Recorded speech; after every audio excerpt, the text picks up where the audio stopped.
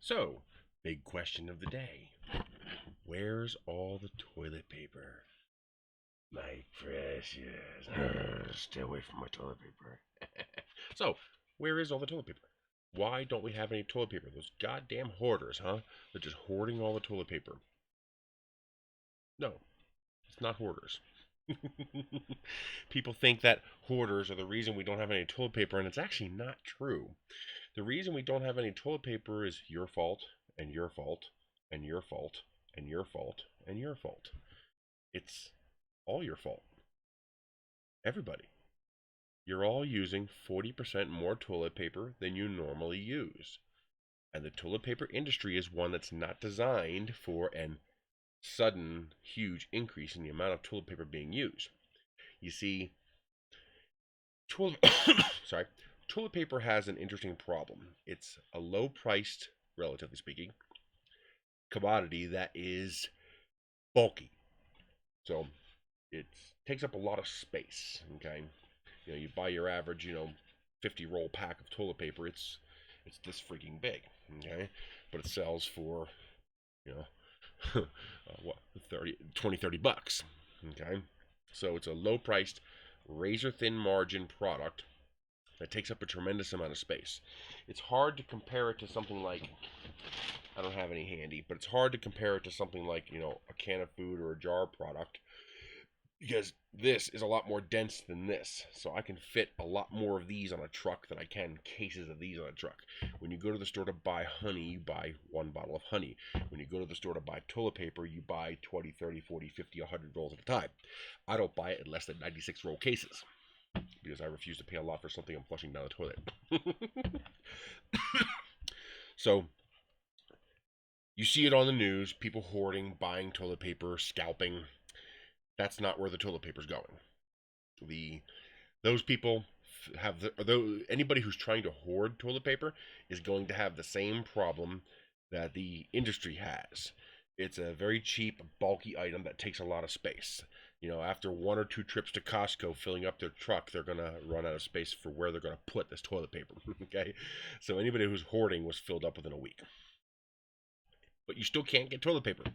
Seems the only toilet paper they stock now is the expensive garbage 2-ply 300 sheet per roll, not the Scott 1000 that I prefer. You can't get the good stuff. You can only get the crap stuff, the expensive stuff that doesn't last very long. Why? Where's all the toilet paper going? Well, it's going into your toilets. You see, 40% of the toilet paper you use doesn't come from home. It comes from work. It comes from the grocery store.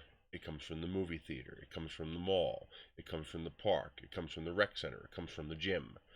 All right, 40% of the toilet paper, nationwide average, almost 100% of my toilet paper comes from home because I work from home. But on average, 40% of the toilet paper the average person uses comes from someplace other than their house, which means it's not this toilet paper. It's a different kind of toilet paper. You see, there are two industries that make toilet paper in this country. You have the commercial side and you have the consumer side. The consumer side makes this stuff. The commercial side makes the stuff that's in the stores. Well, right now, the commercial side isn't doing, while the consumer side is going, the world is burning. And there's no crossover. Okay? A company that makes this toilet paper does not make the commercial toilet paper and doesn't have any contracts for the toilet paper and doesn't have any deals with stores. And they're not told to make toilet paper like this. Most of them are making those big rolls that you see. You go into the store and you have that thing with the 2 rolls inside of it, or the one thing with the big giant roll inside of it. Commercial toilet paper. Also, most consumer toilet paper is virgin fiber, while most commercial toilet paper is either all or mostly or significant amount recycled fiber. That's why it feels so different. That's a problem. Because now the places where the stores get this kind of toilet paper from are, well, they're making exactly enough for the normal demand of toilet paper. And we've just nearly doubled that demand. Not a 5% increase, not a 10% increase. We've nearly doubled it. So every single person out there, with very few exceptions, is now buying toilet paper and buying more of it because they're actually using more. And that system, that razor fine edge tightrope walking system to supply toilet paper, and they make a lot of it, is not designed for excess, because excess is very, very expensive when it's light and takes a lot of space. Okay, so you got to pay for that space, and that costs a lot of money. So it's kind of a very much a JIT kind of production, just in time production. They make it as the industry needs it. The commercial side makes it as the industry needs it. Same thing. Well, the commercial side doesn't have consumer contracts, and the consumer side doesn't have commercial contracts.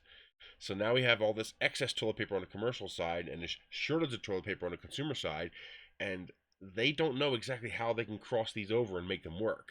Okay?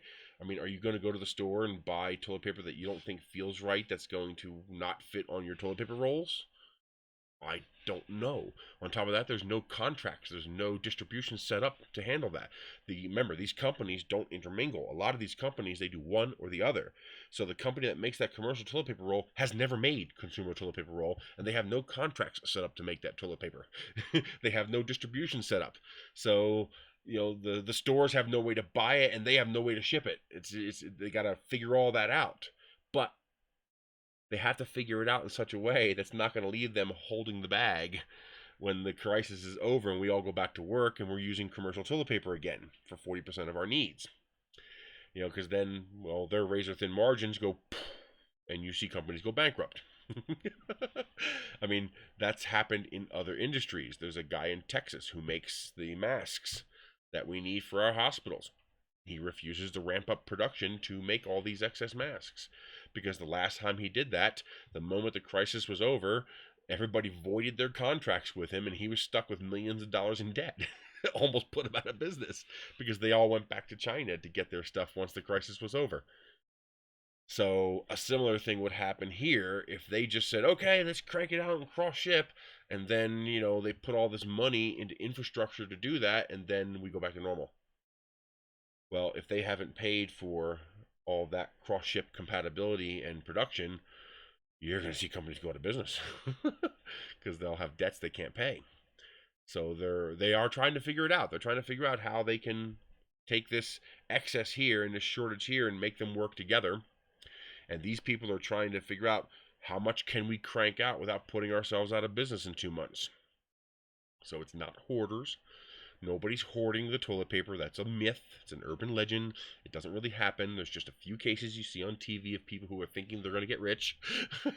But think about it. I mean, put yourself in a position right now to hoard toilet paper. You found a store that has, an unlimited amount of toilet paper and no restrictions on how much you can buy. Where are you going to put it? I mean, even just 3 or 4 cases. I mean, a case is this big. Okay? My 96 roll case that I buy is this big. That 96 roll case is a 2-year supply of toilet paper. Well, a year and a half. That's a year and a half supply of toilet paper. Where, if I want to buy 10 cases, that's only $300. It's nothing. If I want to buy 10 cases, where am I going to put 10 cases in my house for the next, 15 years, because that's 15 years worth of toilet paper? Where am I going to put it? Now, I mean, I have a place to put it. I got Connex containers out back. I could just fill a corner of it with toilet paper. But your average person here in this house, where would I put the toilet paper? They're not hoarding it. That's it's a myth. Just let that go. That's just the media, sensationalizing something that's not really happening.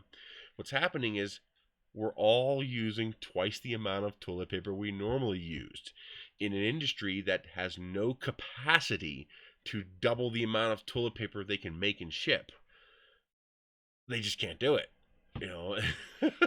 Not easily, not like that. That's why you still go into a store, most stores today, and they're still have, a largely empty aisle of toilet paper, because they're still getting it in at the same rate they normally get it, but we're using it twice as fast, so it's always empty. So, some businesses are taking proactive action, and they are offering rolls of toilet paper, when you place an order for food. I think that's a great idea. I'd like to see more businesses do that. Order a pizza, get a roll of toilet paper. That's a great idea. because they're not hoarding it. They're not taking away stocks that you could go to the store and buy and then offering it to you with your pizza.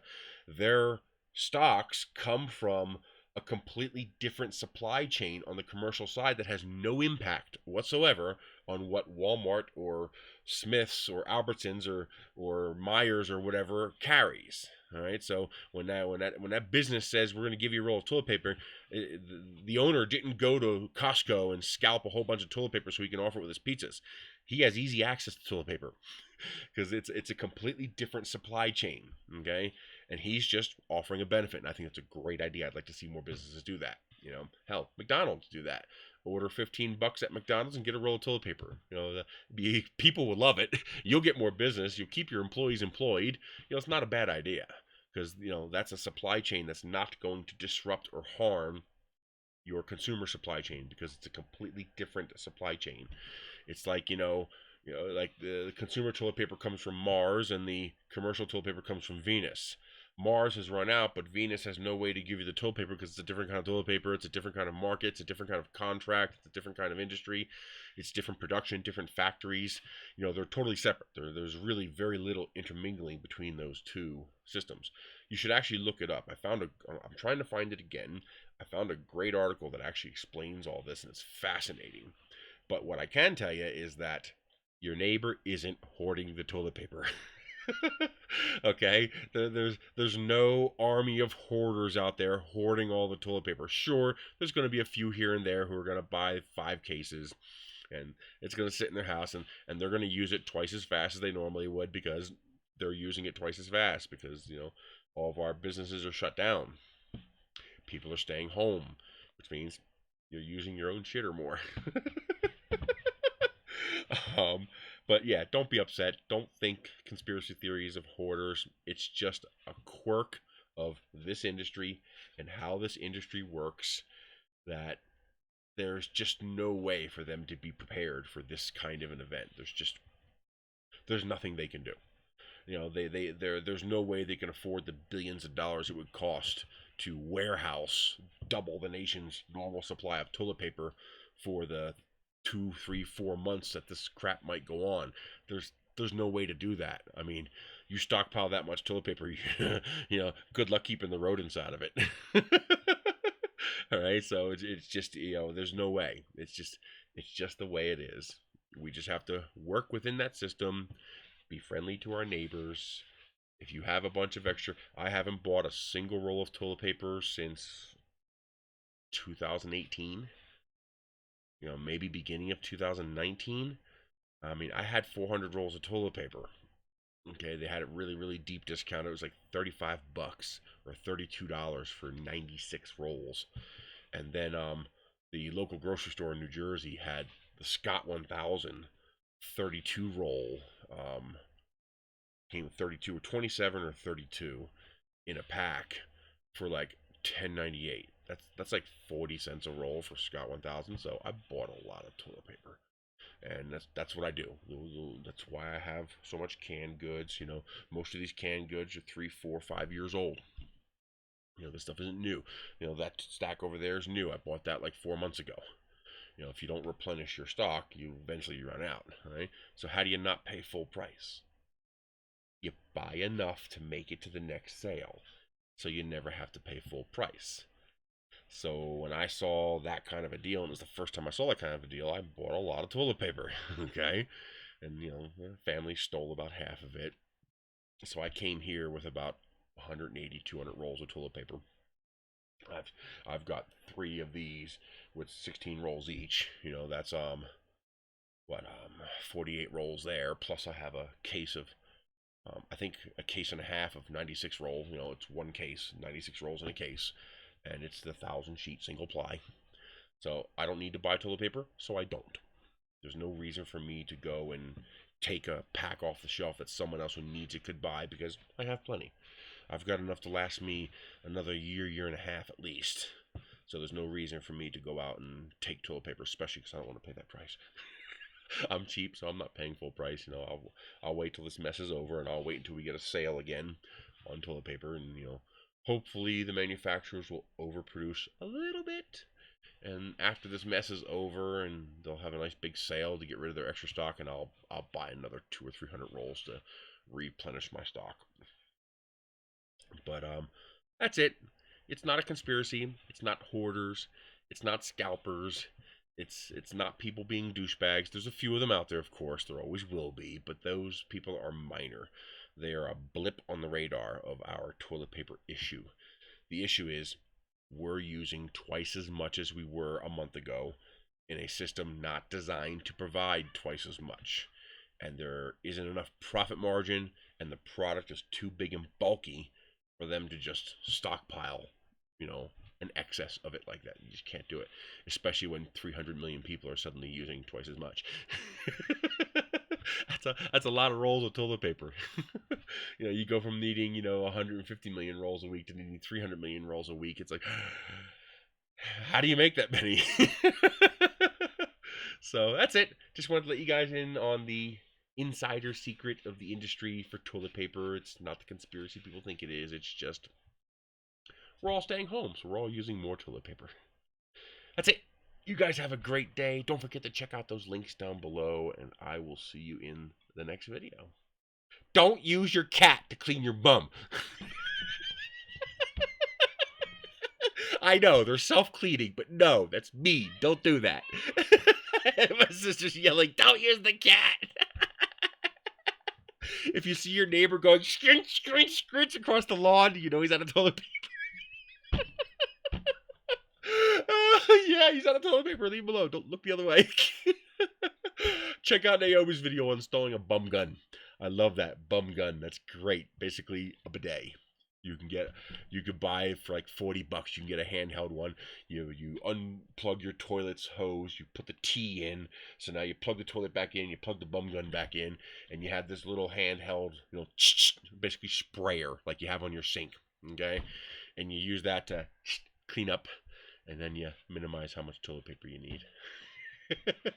Check out her video on that if you want to see it. I'll look for it if I can find it. I'll put a link in. It's funny, but I really want her drill. I was like, why the hell does she have such a gigantic, complicated drill? Like it's a drill, but it's like this big giant machine. And then I realized it's got a vacuum built into it.